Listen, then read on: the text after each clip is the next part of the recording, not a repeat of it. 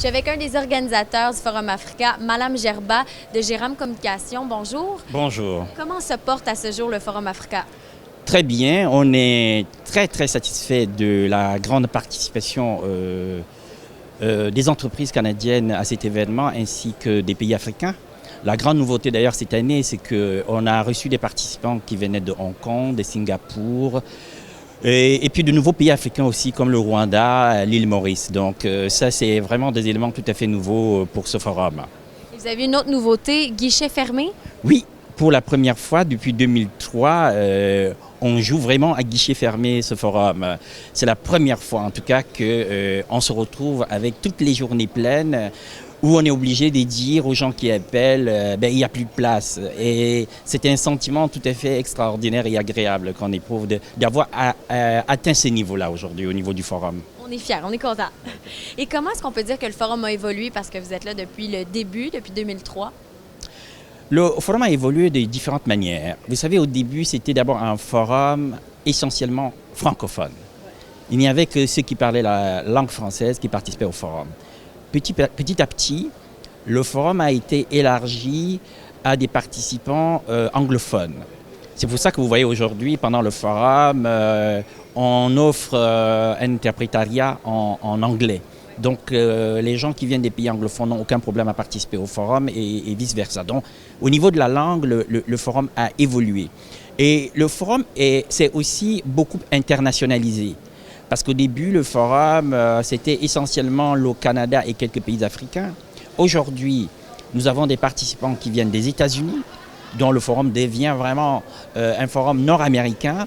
Et puis, comme je vous disais aussi, nous avons des participants maintenant qui viennent aussi du reste du monde, c'est-à-dire Hong Kong, Singapour, ce qui montre donc que le caractère international du forum s'affirme et nous, on est heureux de cette évolution des choses.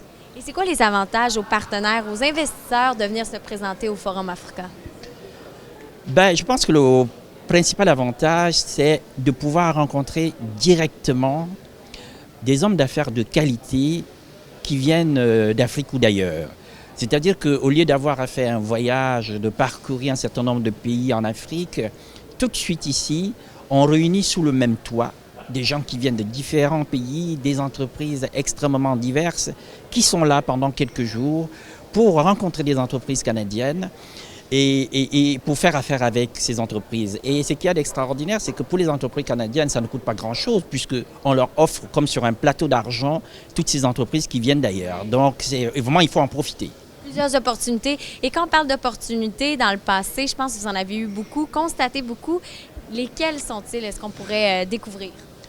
Pour les entreprises canadiennes, il y a vraiment beaucoup d'opportunités, à la fois, je dirais, dans le domaine de l'énergie. Aujourd'hui, on sait que le Canada a un savoir-faire extraordinaire dans le domaine de l'énergie avec l'hydroélectricité.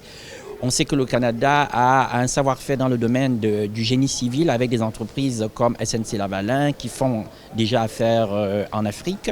Et on sait aussi que le Canada peut beaucoup apporter dans des domaines comme les nouvelles technologies. Donc c'est vraiment autant de domaines en Afrique où le Canada peut vraiment faire sa place, étant donné qu'il a une expertise dans ces domaines-là. Ça serait quoi l'avenir, selon vous, du Forum Africa? L'avenir, j'imagine, c'est beaucoup plus de participants, un forum qui accueille, je vais dire, toujours des participants de plus grand calibre.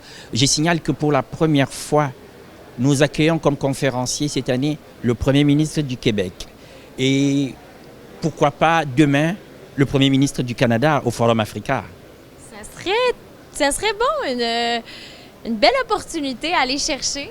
Oui, absolument. Je pense que nous allons avoir de plus en plus de conférenciers vraiment de grand renom et des entreprises d'ailleurs, parce que jusqu'ici, je dirais, on a surtout eu des entreprises de petites et moyennes, oui, c'est des PME que nous accueillons beaucoup au forum, mais de plus en plus, je pense que nous allons avoir dans le domaine des affaires des partenaires de plus en plus importants et majeurs. Et je souligne que pour la première fois aussi, on a conclu des partenariats avec des entreprises comme la Banque Royale, la Banque Nationale, et ça aussi c'est une grande première au forum. Et surtout, on a le sentiment aujourd'hui qu'on est très soutenu au Canada et que le forum est devenu un événement très crédible.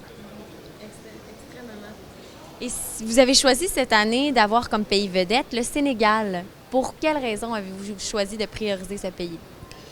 Habituellement, nous avons des critères pour choisir un pays vedette.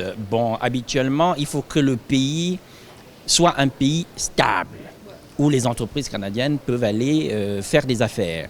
Il faut également que le pays offre de bonnes opportunités d'affaires pour les entreprises canadiennes.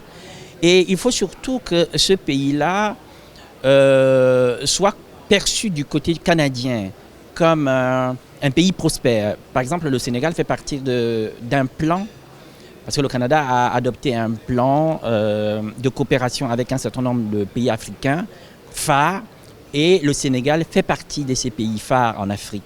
Donc, c'était pour nous important de mettre en vedette un pays comme le Sénégal. Merci beaucoup, ça a été un plaisir. Merci. Je vous souhaite un bon restant de gala jusqu'au forum, jusqu'au gala en fait. OK, oui, merci. Oui, effectivement, le forum se termine toujours par un gala. Il faut dire que c'est un grand moment de détente, c'est vrai, mais c'est surtout le moment où nous récompensons les entreprises canadiennes qui ont contribué au développement de l'Afrique. Donc, c'est une façon à nous de leur dire merci. Merci de vous intéresser à ce continent. Merci surtout de vouloir faire affaire avec l'Afrique.